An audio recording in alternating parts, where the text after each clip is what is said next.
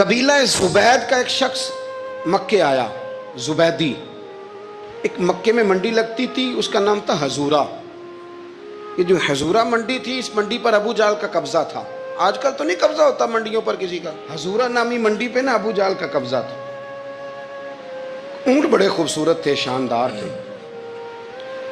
اس نے کہا میں نے بولی دینی۔ ابو جہل نے اعلان کیا خبردار کوئی بولی نہ دے۔ بڑی دور تھا قبیلہ زبید، وہ آدمی واپس لے جا نہیں سکتا تھا، مجبور ہو گیا۔ ابو جہل کہنے لگا چوتھا حصہ قیمت دوں گا اور اونٹ تمہیں دے کے جانے پڑیں گے، یعنی اگر لاکھ کے ہیں تو 25,000 کے دو۔ بندہ بڑا پریشان ہوا، چودھریوں سے بات کی تو کہنے لگے بدماش بڑا ہے، ہم شریف لوگ ہیں، شریف اور بزدل میں، بزدلی کو شرافت کا نام نہ دو، پکی بات کر رہا ہوں، شریف اور بزدل میں شریف ضرور بنو پر بزدل نہ بنو۔ جی ہم جی شریف لوگ ہیں جی، وہ کیا مطلب؟ کوئی پاس نہ آیا، وہ بیچارہ نہ کونے میں بیٹھ کے رونے لگ گیا، کہنے لگا میں کدھر جاؤں یارو، میں واپس بھی نہیں لے جا سکتا، اور چوتھے حصے میں دے کیسے جاؤں، اتنا نقصان۔ وہ رو رہا تھا تو کہیں حضرت زید بن ارقم نے سن لیا۔ آپ فرمانے لگے کیوں روتا ہے؟ کہنے لگا یار میں نے تو اہل عرب کی تعریف سنی تھی، میرے ساتھ کھڑا ہی کوئی نہیں ہوتا۔ تو آپ فرمانے لگے تو نے عربی دیکھا ہی کب ہے؟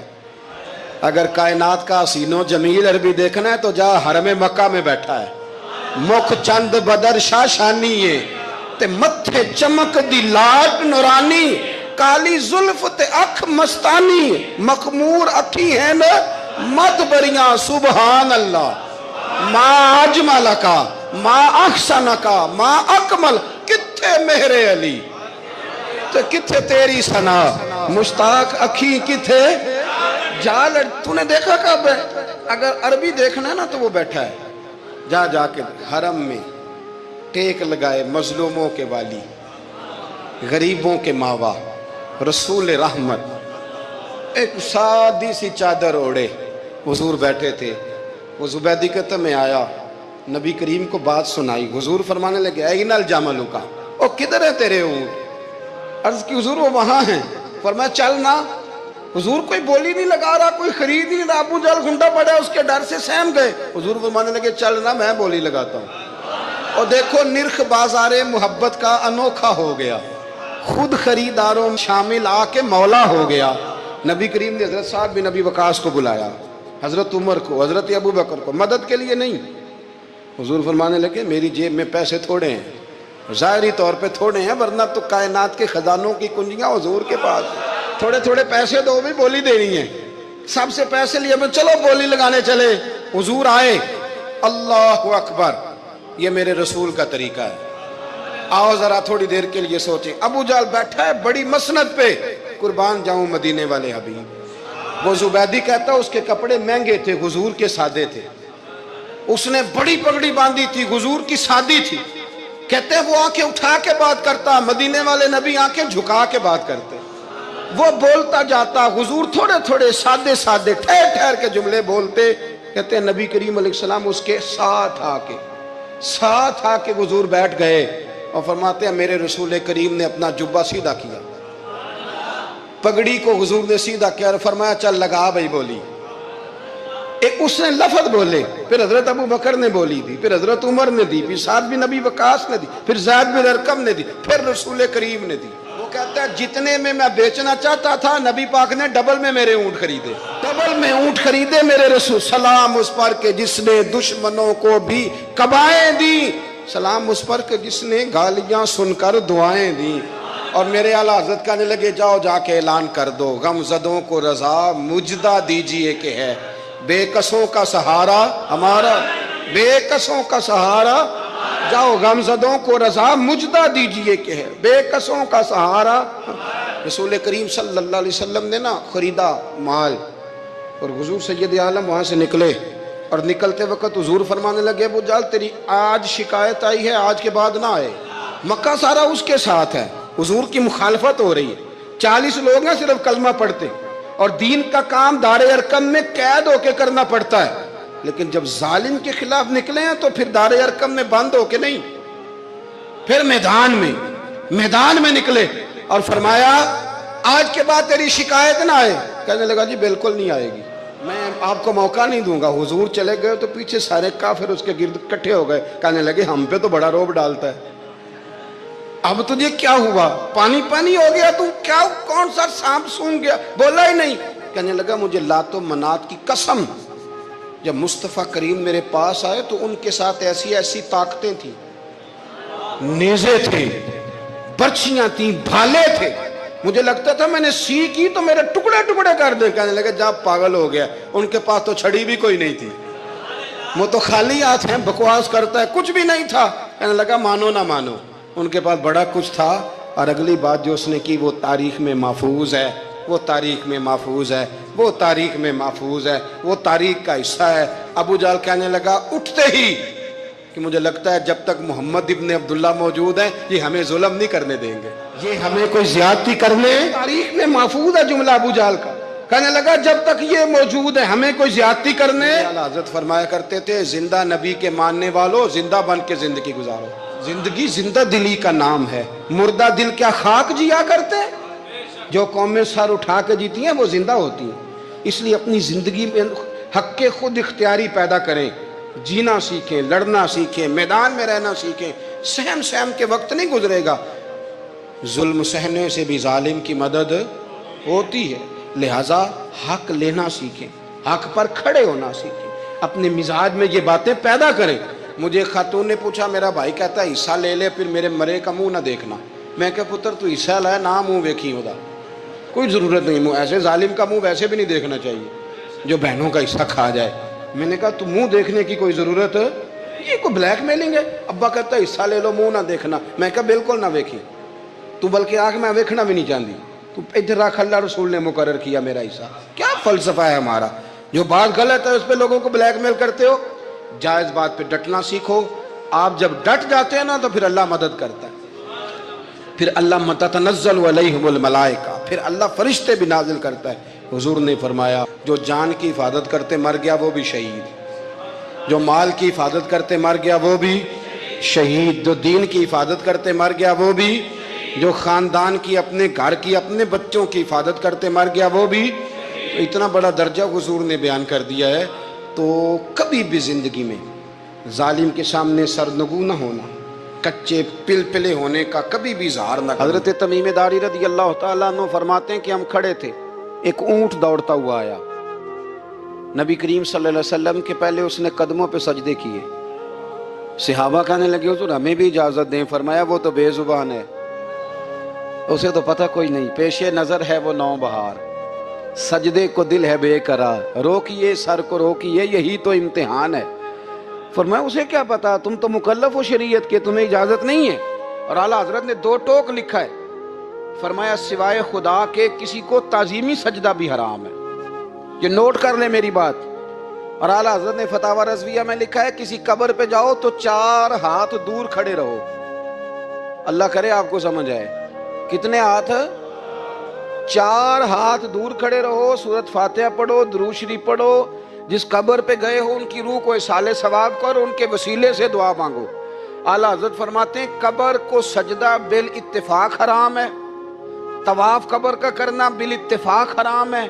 بوسہ لینے میں اختلاف ہے کہ جائز ہے کہ ناجائز ہے, لیکن بوسے سے بھی چونکہ شک پڑتا ہے تو فرماتے ہیں احمد رضا کی رائے یہ ہے کہ بوسہ لینے سے بھی بچا جائے. وہ آ گیا تو اس سے اگلی باتیں کرتا ہے, بس خاموش رہ, باادب رہ اور پیچھے رہ. تو حضرت تمیم داری کہتے ہیں یہ حدیث اعلیٰ حضرت نے لکھی ہے لمن والعلا میں. فرماتے ہیں کہ اونٹ نے پہلے سجدہ کیا, قدم چومے, پھر اس نے حضور کے کان میں کوئی بات کہی. روزے دے دوالے نے غلاماں دیاں ٹولیاں, ایک پیا سن دے کروڑاں دیاں بولیاں. یعنی اونٹ نے بات کی تو حضور نے وہ بھی سن لی. اعلیٰ حضرت کہتے ہیں جو پناہ میں آتا ہے بچ جاتا ہے.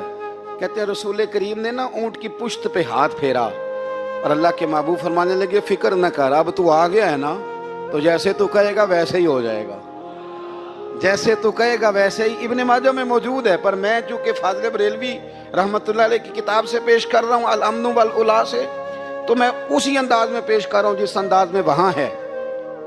حضرت تمیم داری کہتے ہیں کہ ہماری سمجھ میں بات کوئی نہ آئی. تھوڑی دیر گزری تو کچھ لوگوں نے ہاتھوں میں رسیاں پکڑی ہیں, خنجر پکڑے ہیں, دوڑے آئے. یا رسول اللہ یہ ہمارا اونٹ ہے۔ حضرت تمیم داری کہتے ہیں میں نے دیکھا کہ جب وہ آ گئے نا خنجر لے کے تو اونٹ حضور کے پیچھے چھپ گیا۔ آج لے ان کی پناہ، آج مدد مانگ ان سے، وہ حضور کے پیچھے چھپ گیا۔ تو کہتے ہیں کہ نبی کریم صلی اللہ تعالی علیہ وسلم نے فرمایا کیا مسئلہ ہے بھائی؟ یا رسول اللہ ہمارا اونٹ ہے، ذبح کرنے لگے تھے دوڑ آیا ہے۔ تو حضور فرمانے لگے وہ تو تمہاری شکایت کر رہا ہے۔ وہ کہتا ہے یا رسول اللہ میں نے برسوں ان کی نوکری کی، برسوں میں نے بڑی نوکری کی۔ صحیح کہتا ہے یا رسول اللہ؟ ٹھیک کہتا ہے حضور، اب بوڑھا ہو گیا ہوں، تھوڑا زیادہ بوجھ نہیں اٹھا سکتا، تو مجھے ذبح کر کے کھانا چاہتے ہیں، میں مرنا نہیں چاہتا۔ نبی کریم فرمانے لگے اچھے لوگ یہ صلہ دیتے ہیں؟ انہوں نے عرض کی حضور آپ حکم کر دیں، ہم اس کو چھوڑ دیتے ہیں یا رسول اللہ، نہیں ذبح کریں گے، خدمت کریں گے۔ حضور فرمانے لگے نہیں، اب میرے پاس آیا ہے نا، اب میں نے واپس نہیں کرنا، آج ہو گیا ہے، آج لے ان کی پناہ، آج مدد مانگ ان سے، آج ہو گیا یا رسول اللہ پھر رکھ لیں؟ حضور نے فرمایا نہیں بھائی پیسے بتاؤ کتنے ہیں؟ یا رسول اللہ نہیں نہیں کچھ نہیں۔ نبی کریم علیہ السلام نے فرمایا نہیں، بتاؤ کتنے، بتاؤ کتنے؟ انہوں نے کہا حضور ایک دفعہ ریٹ لگایا تھا تو 100 دینار لگا تھا۔ حضور نے فرمایا بلال دے دو 100 دینار، 100 دینار دے دیا۔ اعلیٰ حضرت فرماتے ہیں دیکھو ان کی پناہ میں آنے کی برکتیں کتنی ہیں۔ ان سے کہا تم جاؤ، وہ چلے گئے۔ حضور نے پشت پہ ہاتھ پھیرا، فرمایا جا تو آزاد ہے۔ حضرت تمیم داری کہتے ہیں وہ پہلے گیا پھر پلٹ کے آیا، اس نے نبی پاک کے کان میں کو بات کی، کئی باتیں کی، پر میں ایک بات کرتا ہوں، کئی باتیں کی، ایک بات کی تو حضور رو پڑے۔ اونٹ چلا گیا، ہم نے عرض کی حضور یہ کیا کہہ گیا ہے؟ تو محبوب فرمانے لگے یہ کہہ گیا یا رسول اللہ جس طرح آپ نے مجھے چھری سے بچایا ہے، میں دعا کرتا ہوں اللہ آپ کی امت کو جہنم سے محفوظ فرمائے، اللہ جہنم سے بچائے آپ کی امت کو، اس طرح مجھے چھری سے آپ نے محفوظ کیا۔ اعلیٰ حضرت فرماتے ہیں کن چکروں میں پڑے ہوئے ہو، کن چکروں میں؟ پیسوں کی پناہ لیتے ہو، عہدوں کے پیچھے چھپتے ہو، دولت کے پیچھے چھپتے ہو، تعلقات کے پیچھے چھپتے ہو۔ فرمایا مصیبت آئے گی تو یہ سارے ہٹ جائیں گے، اگر پناہ لینی ہے تو مدینے والے محبوب کی پناہ لو، دروازہ رسول پہ آؤ، نبی کریم کی بارگاہ میں جھکو، حضور سے پیار کرو۔ اعلیٰ حضرت فرماتے ہیں محبوب کا ادب کرو، رسول اللہ کی غلامی کرو۔ فرماتے ہیں پھر کے گلی گلی تباہ، ٹھوکریں سب کی کھائے کیوں، دل کو جو عقل دے خدا تو تیری گلی سے جائے کیوں۔ اور فرمانے لگے جان ہے عشق مصطفیٰ، روز فزوں کرے خدا، جس کو ہو درد کا مزہ وہ ناز دوا اٹھائے کیوں، جس کو ہو درد کا مزہ وہ ناز دوا اٹھائے کیوں۔ انہوں نے محبوب کریم کی محبت کا پیغام دیا، صحابہ کی محبت کا، بولیے صحابہ کی محبت کا پوری کتاب لکھی حضرت صدیق اکبر جناب عمر کے فضائل پر۔ اور مزے کی بات یہ ہے کہ اعلیٰ حضرت نے نا اردو شاعروں میں سے کسی کو توفیق نہیں ہوئی حضور کو شہنشاہ کہنے کی، اعلیٰ حضرت نے کہا میرے نبی شہنشاہ ہیں۔ دلیل کیا دی؟ فرمانے لگے پڑھو ترمذی، حضور نے فرمایا میرے 2 وزیر زمینوں میں ہیں 2 آسمانوں میں، زمین کے 2 وزیروں کے نام ابو بکر اور عمر ہیں، آسمان کے 2 وزیر ہیں جبریل اور میکائیل۔ اعلیٰ حضرت کہنے لگے حضور وزیر تو کسی شہنشاہ کے ہی ہوتے ہیں، پھر کہہ لو نا شہنشاہ۔ تو پھر فرمانے لگے حاجیو آؤ شہنشاہ کا روضہ دیکھو، حاجیو آؤ شہنشاہ کا روضہ دیکھو، کعبہ تو دیکھ چکے اب کعبے کا بھی کعبہ دیکھو، کعبہ تو دیکھ چکے اب کعبے کا بھی، غور سے سن تو رضا کعبے سے بھی آتی ہے صدا، میری آنکھوں سے میرے پیارے کا روضہ دیکھو۔ اعلیٰ حضرت نے ساری زندگی اور صحابہ کرام کی بات کی، اہل بیت کی بات کی، اولیاء کی بات کی، صوفیاء کی بات کی، دفاع کیا سب کا، سب کے شانوں میں لکھا، امت کو بتلایا کہ اپنے بزرگوں سے جڑے رہو گے تو بچے رہو گے۔ اعلیٰ حضرت نے طنز کرنے سے، تنقید کرنے سے، بلا وجہ غلطیاں نکالنے سے اور ایک دوسرے پر لان تان کرنے سے ہمیں بچنے کو کہا۔ اعلیٰ حضرت فرماتے ہیں کوئی علم اگر آ جائے نا تو اس کا معنی یہ نہیں کہ سب کو جاہل سمجھ لینا چاہیے۔ سمجھ آ رہی ہے میری بات کی؟ ہم جس شعبے میں بھی ہوتے ہیں نا سامنے والے کو ان پڑھ ہی سمجھتے ہیں۔ مولویوں کے بارے میں بعض لوگوں کا خیال ہے کہ یہ پتہ نہیں کون سی مخلوق ہے، ان کو کیا پتا دنیا داری کا۔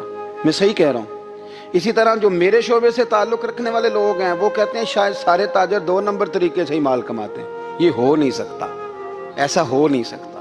ہمیں نا دوسروں کی اہمیت کی خبر رکھنی چاہیے. ہم ایک دوسرے سے پیار، ہم طنز کرتے ہیں، تنقید کرتے ہیں. فاضل بریلوی منع کرتے تھے. آپ فرماتے یہ طریقہ درست. ہم جب غلطیاں نکالنے پہ جاتے ہیں تو معاذ اللہ اتنا اوپر بن جاتے ہیں کہ معاذ اللہ ثم معاذ اللہ اللہ رسول تک پہنچ جاتے ہیں. اعلیٰ حضرت کے زمانے میں ایک شخص نے کہہ دیا نبی پاک کا خیال آئے تو نماز ٹوٹ جاتی ہے. عقل ہے نا جی، جہاں مرضی لے جاؤ. وہ کہنے لگا جی میں نے خالص اللہ کے لیے پڑھنی ہے نا فلسفہ عجیب. نبی پاک کا خیال آئے تو نماز ہے. اعلیٰ حضرت فرمانے لگے تو بڑا ہی پاگل ہے. جب تو کہے گا السلام علیکہ ایھا النبی، خیال آئے گا کہ نہیں؟ فرمانے لگے تو بڑا ہی نادان ہے. جب تو کہے گا اللہم صلی علی محمد وعلی، خیال آیا کہ نہیں آیا؟ فرمانے لگے تو نبی پاک کی بات کرتا ہے، نماز میں تو ابا اماں کا بھی خیال آتا ہے. ربنا اغفر لی والی والدیہ. فرمانے لگے ربے کے خیال سے نہیں ٹوٹتی تو مدینے والے. میرے محبوب کا شہر مدینہ. ایک آدمی، ایک صحابی جہاد کو نکلے، اپنی بیوی سے کہنے لگے میں جا رہا ہوں، میری اجازت کے بغیر گھر سے نہ نکلنا.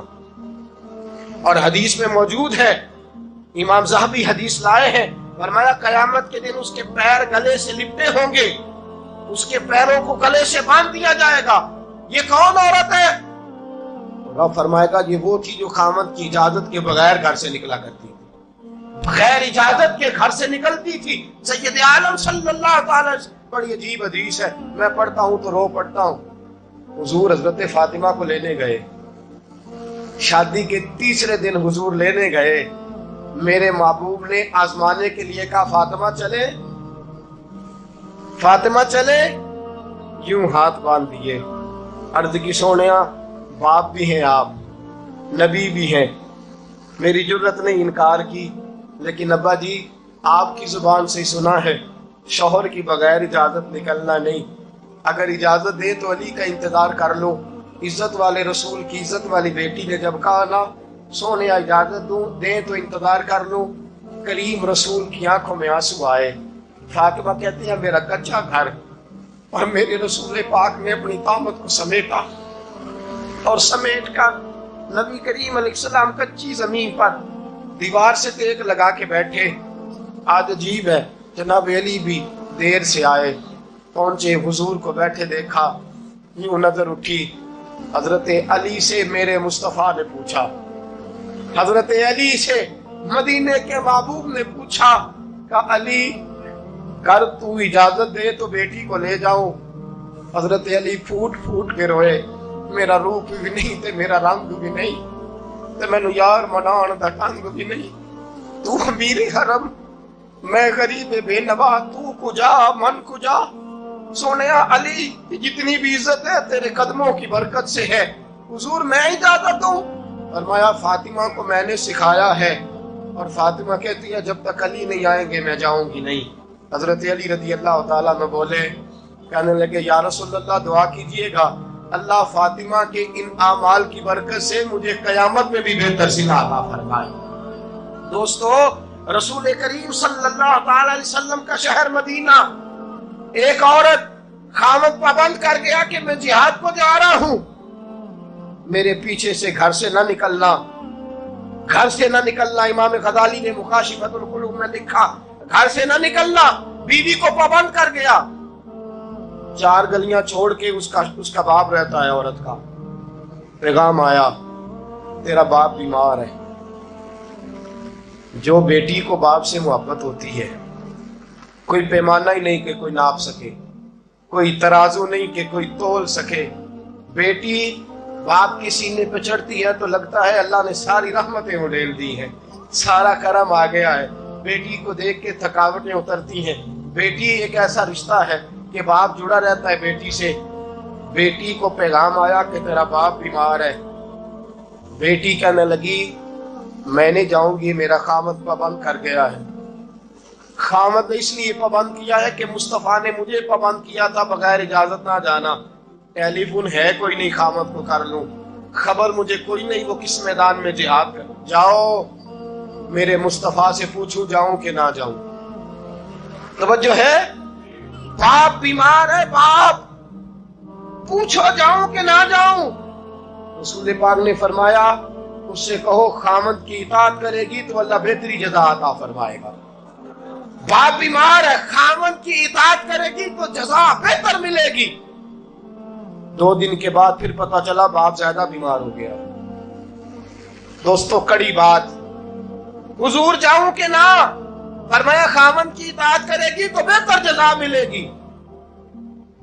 4 دن گزرے، بیٹی کو پیغام آیا کہ تیرا باپ انتقال کر گیا۔ بیٹی پردیس میں ہو تو کہتی ہے میرے زیور بیچ دو، مجھے لے جاؤ پاکستان میں، جاتی دفعہ اپنے باپ کا مکھڑا دیکھنا چاہتی ہوں، لیکن باپ انتقال کر گیا۔ رسول کریم کی بارگاہ میں بیٹی نے پیغام بھیجا کہ سونیا کیا کروں، انتقال کر گیا میرا باپ، سایہ اٹھ گیا، حکم کیا ہے؟ مدینے کے چاند کے وہی جملے، خامد کی اطاعت کرے گی تو اللہ بہتر جزا دے گا۔ دوستو یہ ہیں میرے رسول کے ماننے والی عورتیں۔ بیٹیوں دیکھو شوہر کی اطاعت کسے کہتے ہیں۔ یا رسول اللہ باپ انتقال کر گیا، دفن ہو گیا، حضور نے فرمایا پتہ کرو گئی کہ نہیں گئی۔ صحابہ لوٹے، سونیا قربان جائیں تیرے نظام پر، آقا قربان جائیں تیرے فرمان پر۔ تیرے جملوں کی تاثیر ایسی ہے کہ عورتیں اگرچہ کمزور ہوتی ہیں پر تیرے دین کی پہرے دار بن گئی ہیں۔ حضور آپ کی سنت کے لیے استقامت کا پہاڑ بن گئی ہے۔ حضور وہ گئی نہیں، کائنات کے امام نے ہاتھ اٹھائے، رسول پاک نے ہاتھ اٹھائے، اور صحابہ فرماتے ہیں آج اس عورت کے مقدر جاگے، چند آنسو حضور کے گرے، اور پھر چہرے پہ ہاتھ پھیر کے فرمایا جاؤ اسے جا کے خوشخبری دے دو، تو نے اپنے خامد کی اطاعت کی ہے، تیری اس فرما برداری کی وجہ سے اللہ نے تجھے بھی بخش دیا ہے، تیرے باپ کی بھی بخشش فرما دی ہے۔ تو نے خامد کی اطاعت کی تو بھی بخشی گئی۔ عورتیں، میں نے ایک حدیث پڑھی، خدا کی قسم اٹھا کے کہتا ہوں، حدیث پڑھی اور پھر میں نے کتاب بند کر دی۔ میں نے کہا اس سے آگے میرے اندر ہمت ہی نہیں ہے، میں پڑھ ہی نہیں سکتا۔ میں نے جیسے کہا کہ پہلے تو صحابہ کرام میں اہل بیت کو ہم معصوم نہیں مانتے، ان سے جو کوتاہیاں ہیں وہ بھی ہماری اصلاح کے لیے ہیں تاکہ ہمیں توبہ کے طریقے سمجھ میں آ جائیں۔ عزیز دوستو، میرے محبوب کی شہزادی، بس رسول اللہ صلی اللہ علیہ وسلم کی شہزادی سیدہ فاطمہ محبوب پاک کی بارگاہ میں آئیں، رنگ اڑا ہوا ہے، آنکھیں رو رو کے تھکی ہوئی ہیں۔ محبوب کی شہزادی در رسول پہ آئی، آ کے حضور کے سامنے کھڑی ہوئی، کہا یا رسول اللہ صلی اللہ علیہ وسلم، حضور آج میں بڑی الجھن میں پھنس گئی تھی، آقا آج میں بڑی پریشان ہو گئی تھی۔ حضور نے فرمایا کیا ہوا؟ کہا یا رسول اللہ میں اور علی باتیں کر رہے تھے، باتیں کرتے کرتے بات بڑھنے لگی، حضور مجھ سے کوئی ایسا جملہ نکل گیا، علی ناراض ہو گئے، مجھ سے بات ہو گئی۔ دوستو درۃ الناصحین میں صاحب درۃ الناصحین لکھتے ہیں، کہا علی ناراض ہو گئے۔ سیدہ فاطمہ فرماتی ہیں میں نے 70 چکر لگائے علی کے کمرے کے۔ کتنے؟ بیٹیوں خامد کی اطاعت میں تمہاری جنت ہے، اور ماں باپ بھی ذرا خیال کریں، مائیں بھی ذرا خیال کریں۔ میرے رسول پاک نے فرمایا جو کسی عورت کو اس کے خامد کے خلاف بھڑکاتا ہے، جو کسی عورت کو اس کے خامد کے خلاف بھڑکاتا ہے، اللہ اسے جنت کی خوشبو بھی عطا نہیں کرے گا۔ چاہے اماں ہی مشورے دے رہی ہو، چاہے کوئی مشورہ دے رہا ہو، خامد کے خلاف جو بھڑکاتا ہے۔ سید عالم صلی اللہ علیہ وسلم کی صاحبزادی کہتی ہے میں نے 70 چکر لگائے، سونیا میں نے علی کو راضی کیا، حضور علی راضی ہوئے ہیں تو خبر دینے آئی ہوں۔ بس اس سے زیادہ بڑی بات اور نہیں مل سکتی۔ دل کے کان کھولنا، ذرا جاگنا، ذرا اٹھنا، ذرا ٹیک چھوڑنا، ذرا غور کرنا، یہ کیا جملے بول دیے میرے رسول نے۔ حضور نے فرمایا فاطمہ، یہ وہ فاطمہ ہے کہ جو جنتی عورتوں کی سردار ہے، یہ وہ فاطمہ ہے جن کا دوپٹہ اگر کبھی واضح ہو جائے تو سورج منہ چھپا کے نکل جائے، یہ وہ فاطمہ ہے کہ صبح قیامت آواز آئے گی، نبیوں ولیوں غوثوں کتبوں ابدالو گردنیں جھکا لو، نظریں بند کر لو، محمد کی بیٹی فاطمہ کی سواری گزرنے والی ہے۔ الفاطمہ تو بدعت منی، الفاطمہ تو سیدۃ النساء اہل الجنہ۔ حضور نے فرمایا فاطمہ تو نے اچھا کیا، علی کو راضی کر لیا، اگر علی تجھ سے ناراض رہتے اور تیرا انتقال ہو جاتا، حضور فرماتے ہیں فاطمہ میں تیرا جنازہ نہ پڑھتا۔